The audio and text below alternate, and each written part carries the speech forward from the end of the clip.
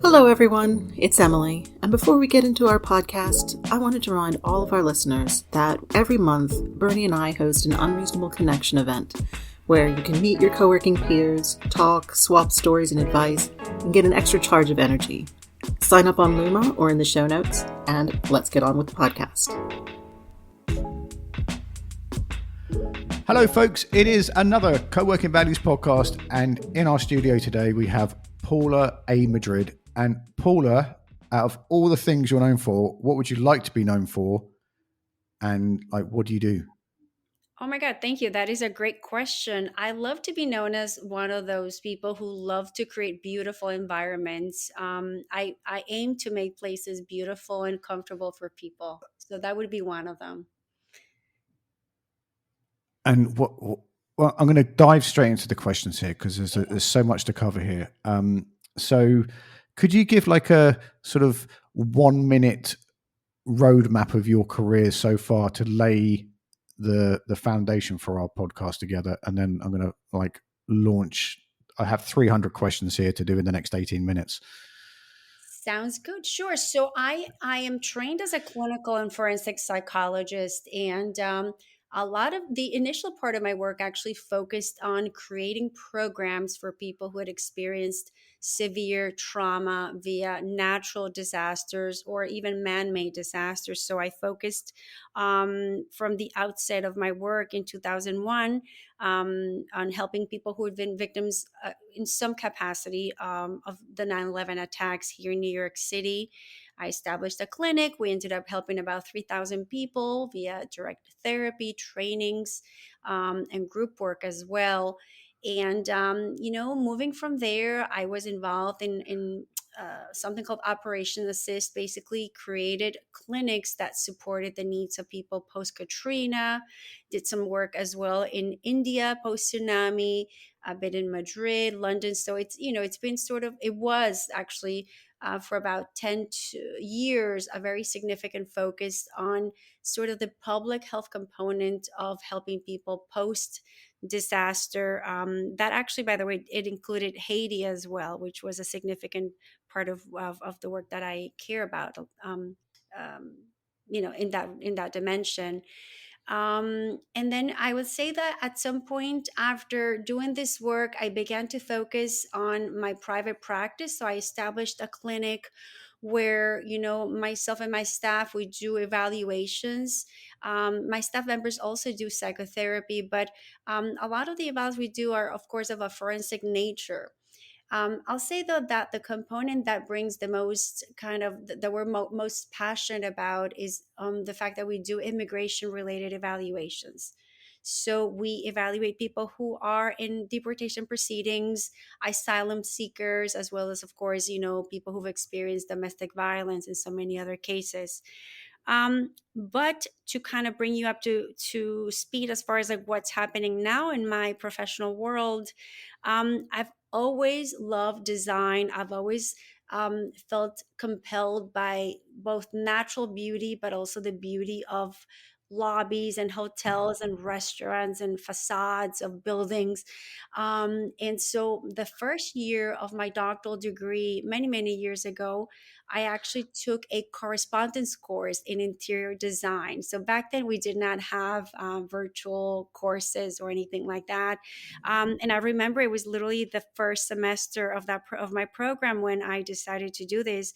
And I had many boxes of books and rulers and projects come into my apartment, and I took that on at the same time. So fast forward a few years later, I decided, I really, really want to kind of bring, explore this passion further. I continue to take classes, audit, like Pratt Institute and some other places where they offered design courses, and I just kind of became fascinated and obsessed with it.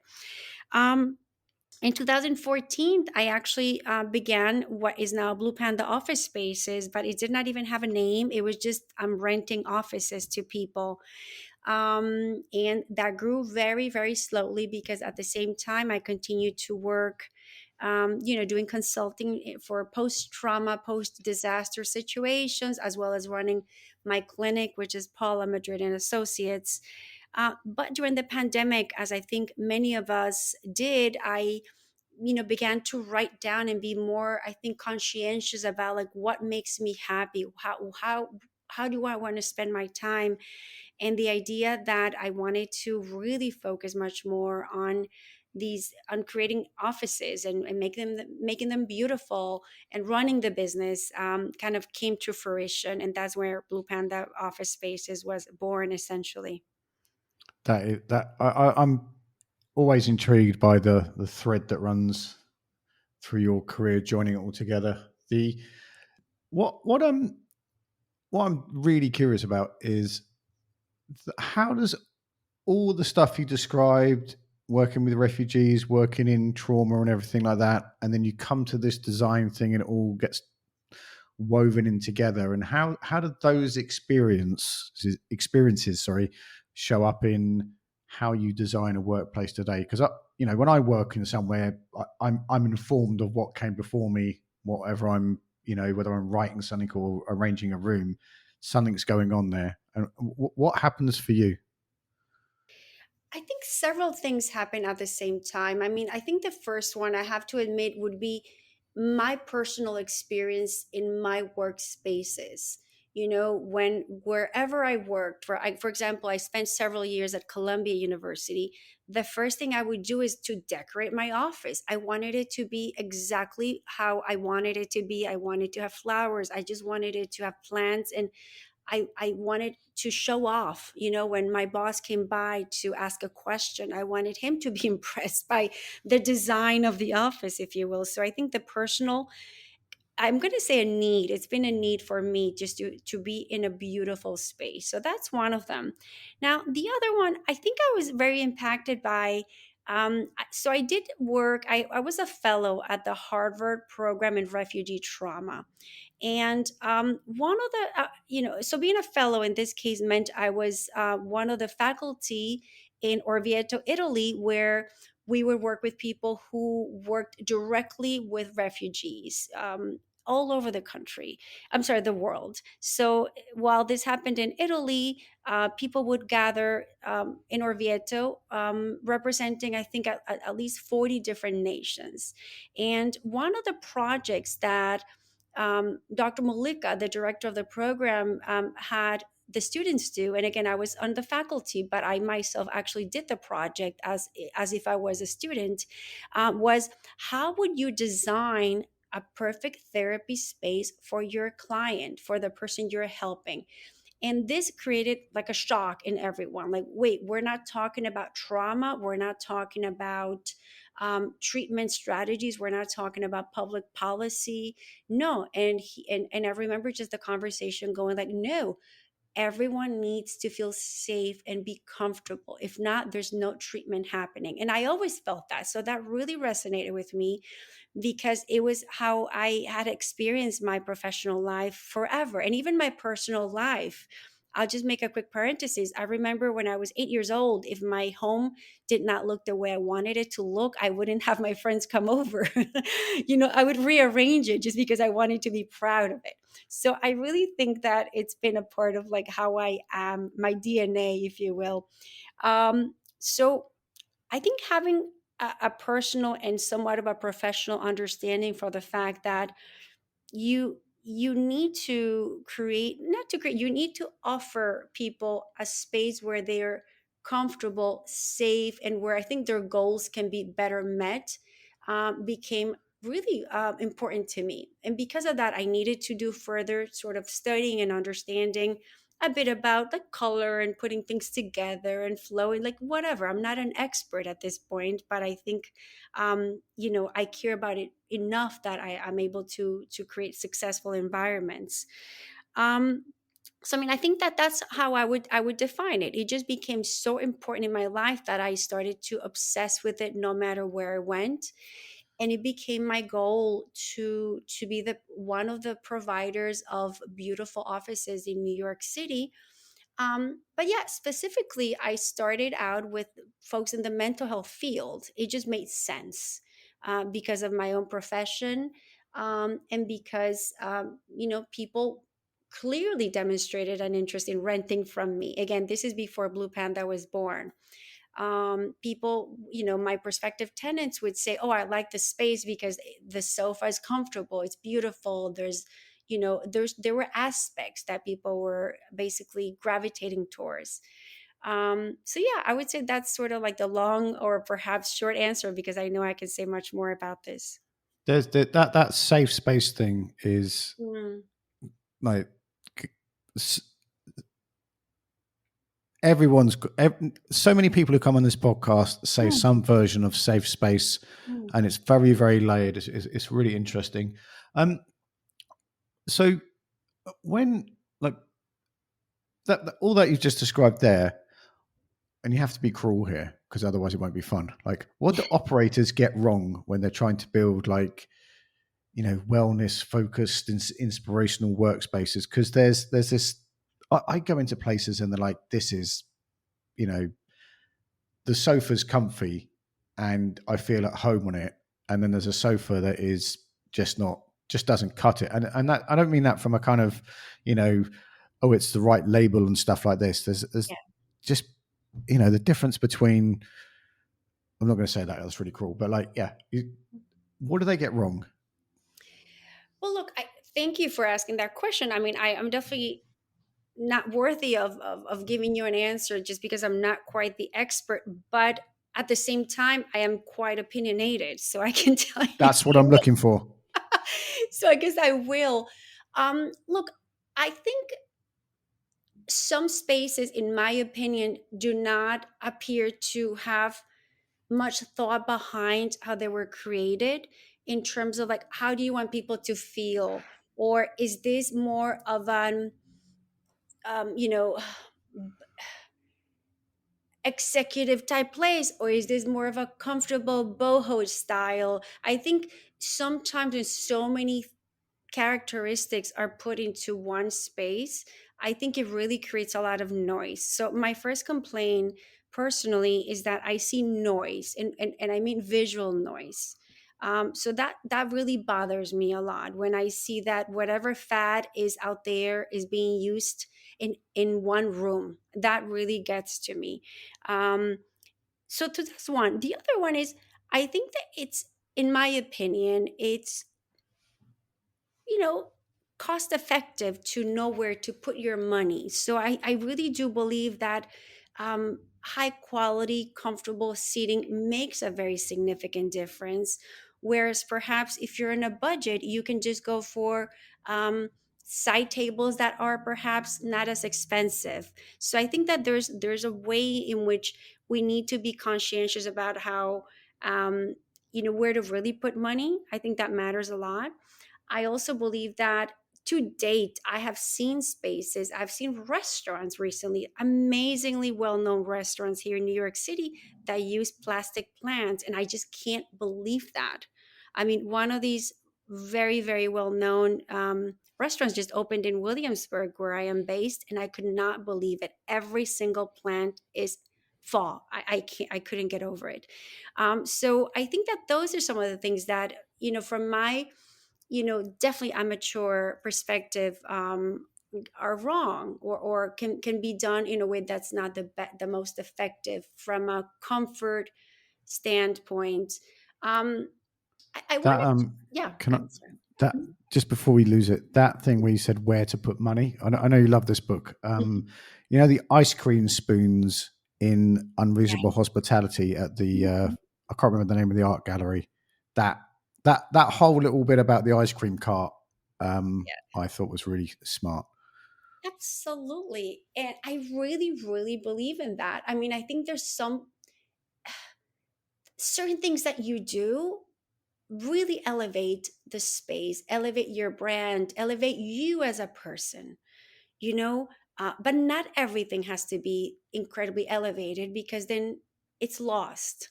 I think it's just being very selective about it, just the way I am, and I know many of my friends are, even about the clothes that we buy. Where do you put your money in? So I think that makes a difference. um Everything. Our son is really good at that. He'll go out. I haven't got any idea about budget. He'll go out and he'll know what to buy that's like €5 and what to buy that's €55. And I'm so jealous of that ability. I think it's quite the skill, and I think that it's definitely one that over time I personally have become better at. And the reason for it is that I my business is entirely bootstrapped. I don't have nor want investors, and so I really need to be very conscientious about my budget. But I care too much about how things look and how they're made, and so it's definitely something that I look to learn more about every day, quite literally. So where did that bootstrapping? I think that's really important. Me and Janine, or Janine and I, sorry, love bootstrapping, and other people we work with are always looking for investors. Mhm. And I'm always intrigued where that bootstrapping gene comes from in you. It's such a good question. I just had a conversation about this with some friends from South America. And I don't know if it's cultural or not, but as you know, I am Colombian. And a lot of people in South America, we think that, you buy things cash, like you just buy them. You don't want to owe anyone. You don't want to have a mortgage. You just want to kind of do things on your own. It's almost like a bit of a mentality that so I think I wonder if a little bit if that's just a bit of it. The other one, it's my personality. I want to do with the space what I want to do with it. I want full control. And frankly, like I just really enjoy all aspects of the business. So um, it's time intensive, but I love the fact that I am the one reading the 70-page lease agreement that I will then sign. I love the fact that I will be putting together the floor plan for that space, even though, of course, an architect will then vet it and do their magic on it. I like that I am the one selecting the sofa and the planter and the flower vase. I think I just don't want anyone to tell me what to do. And I think that's where it comes from. I fear investors. I fear being told what to do because this has been so far successful, and I just don't want to mess it up. I enjoy it too much. So how do you? I think there's like three Paula Madrids because I see, like my wife is a clinical psychologist and a Mhm. systemic family therapist, and I know how much she has to mentally take in, and Mm. like there's a big mental load with what you do, and running a business, and signing lease agreements, and I don't know, choosing sofas. Like, how do you organize like your head and your schedule and not burn out? Well, I don't have a formula. What I can tell you is that in order for me to do my psychology work well, I have to do the other stuff. I have to know that at the end of the 4-hour patient evaluation, which I do once or twice a week, and I've been limiting that, by the way. And at some point by next year, I think I'm completely retiring from psychology. But if at the end of that, I get to look at a sofa, then I'm a happy girl. Do you know? I if I get to problem solve or have a meeting where we're trying to strategize about how to rent that Sunday in Office B, I'm fascinated. So I think the fact that the Blue Panda component requires creativity is why I'm able to kind of handle all this stuff. And why, if a staff member is out or did not pick up the phone and I see that, oh my God, they need paper towels, I'm okay with running there and bringing the paper towels. I don't care. I just think it's Blue Panda to me represents this sort of creative endeavor that is sort of delicate in that it needs and it wants like love and support and beautiful things. And so I enjoy it so much. So without that, I would not enjoy psychology whatsoever because I wouldn't have the outlet. I deal with, I go to prisons every now and then, and I deal with people who've been accused of horrific things. I don't just do sort of immigration related evaluations. The other work can be very heavy, and so I really emphasize that I enjoy it because I really like people, but also because I get to do other really things that are, the outcome is going to be, I am going to be in a beautiful space and everyone's happy, and it is a community, that Blue Panda, it has become a community, so I really enjoy it. What is it? I'm trying. This Mhm. is going to be a very clumsy question, so I've got to apologize up front. What is it that makes you want to? It's not just helping people; it's like getting to people's lives like that. To I've got this like image of you like wandering around New York City, and you're Mhm. in very specific moments in people's lives, and then you kind of have this community and oasis that's happening in Blue Panda, and like why you it sounds like a really lame question. Why are you so interested in people, Paula? Like, when did you start this Mm. like this intense kind of? I've got to work that bit out because I have it a little bit too. Yeah, I But could tell. I could tell you do for sure. Um, I have no idea, but I think that you're right. I mean, I do. I am late when I'm going to meetings because I end up talking to whoever will talk to me. So I had an appointment yesterday at 5:30, and I arrived. I decided to walk. It was a 30 block or 35 block walk, and I decided it was beautiful. I walked, but I stopped to talk to three people. They were talking to me in my defense, and I just did not want to end it, or I did not know how to end the conversation because I'm engaged. I am fascinated by people. I think we learn so much from everybody. Everyone can share something that you don't know.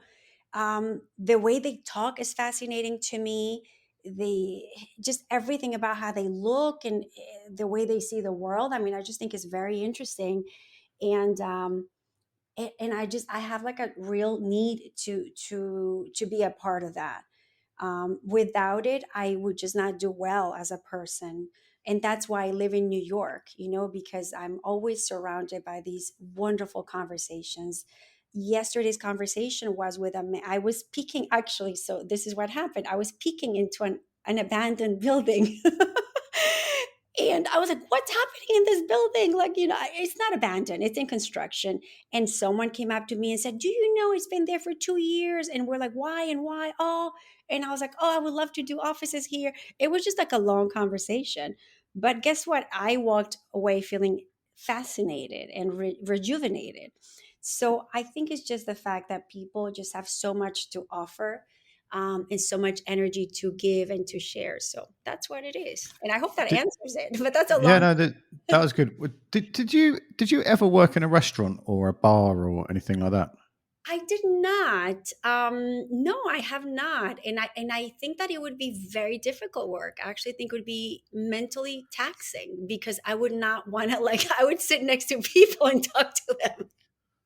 Yeah, because I asked that 'cause Emily and I were talking about this on a podcast the other day about Mhm. like we both worked in hospitality, and Mhm. I was there for a long, long time, Uh, and I worked in 5-star hotels and Pizza Hut, so I met this yeah. whole dynamic, like range of people from Roger Moore to kids in Pizza Hut having parties, and it was just like as you described, it was fascinating because you just got this constant flow of new people, and then holding all these things in your head at the same time was exciting too.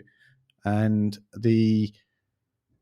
it was like what made me think of this is like it was like flicking through a book the amount of people you met, and it was Mhm. always very interesting, and then sometimes you get to stop at a page and read a bit more into what's going on. Yeah, I agree with that for sure. I just think I would be fired because I would eat the food and talk to everyone. So it's not for me.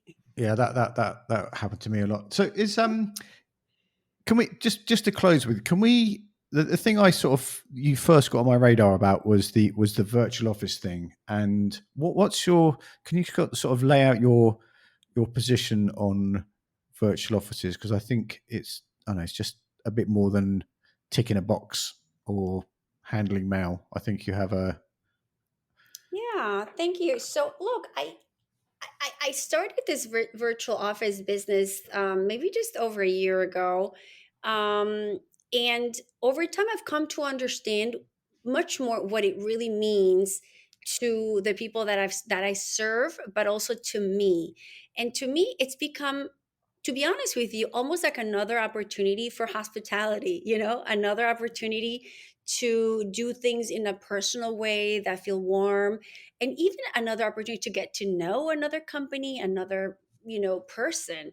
So what's different about, I think, like the services that we're offering is the fact that we actually know we know our client well. We care about their mail, actually. So everyone gets notified about their mail, and I think that's standard at this point in time.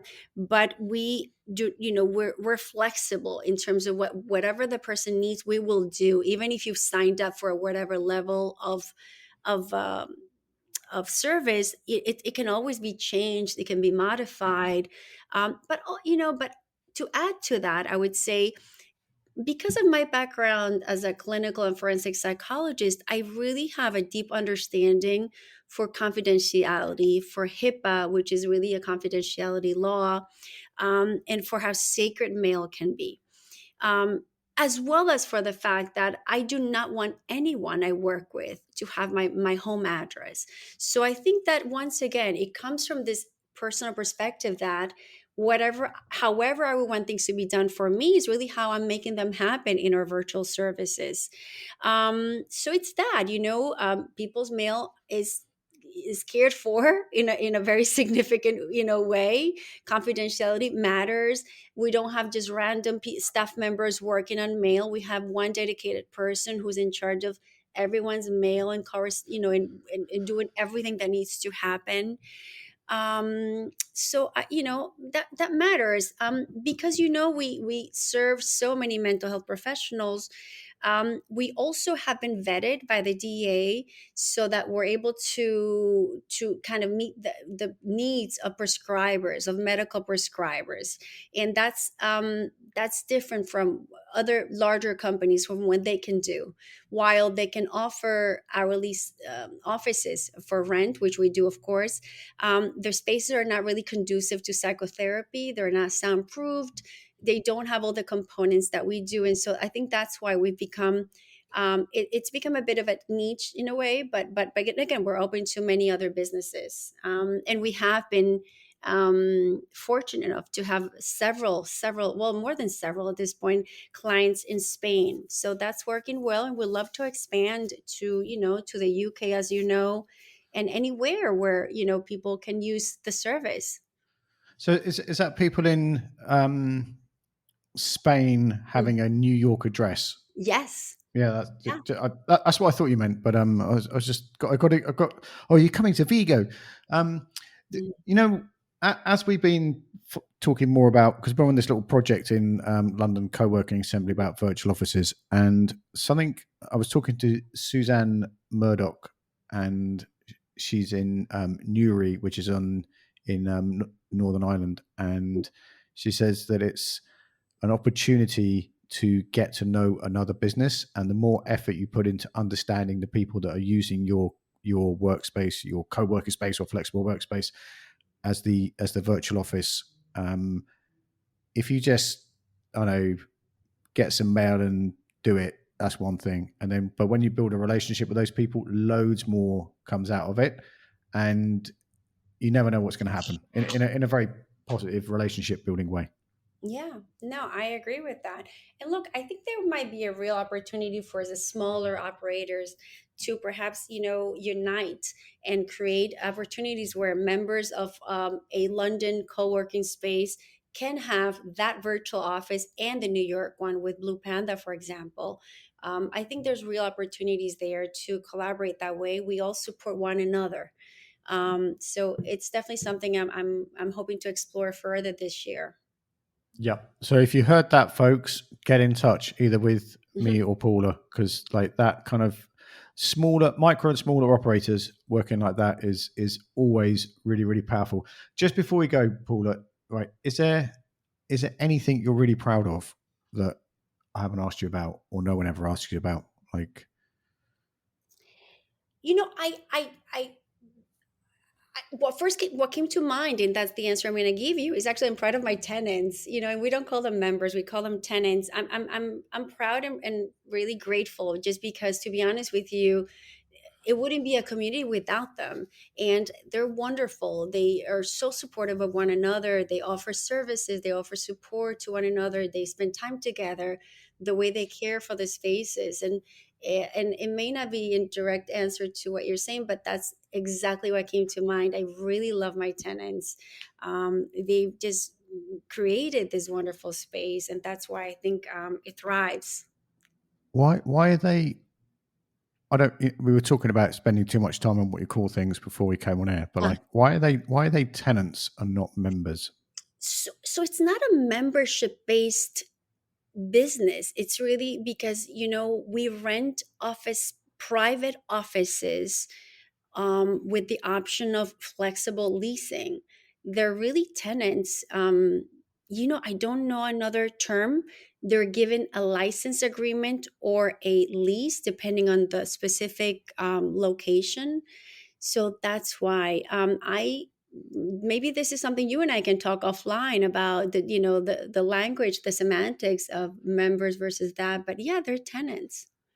That makes sense. Now you said it, that makes sense. I was like, even I was more intrigued, and that was a very very clear answer.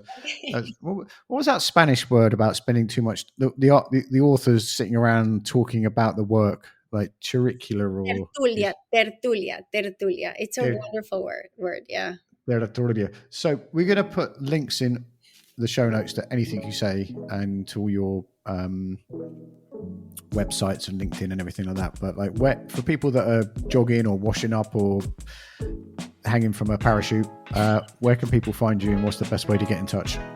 I think the best way would be Instagram, which is Blue Panda Office Spaces, or even our website. I'm always on it. I'm always willing to answer questions, and of course to be in touch about anything. Thank you so much, Bernie.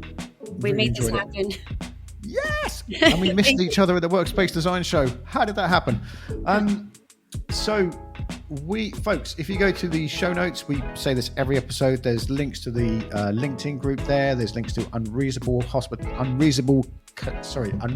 Connection. I've got that book in front of me, which is, I'm looking at it as I say this.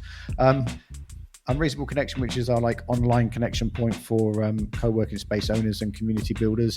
And then if you're listening to this in April or May, there's European Co-working Day coming up on the 14th of May.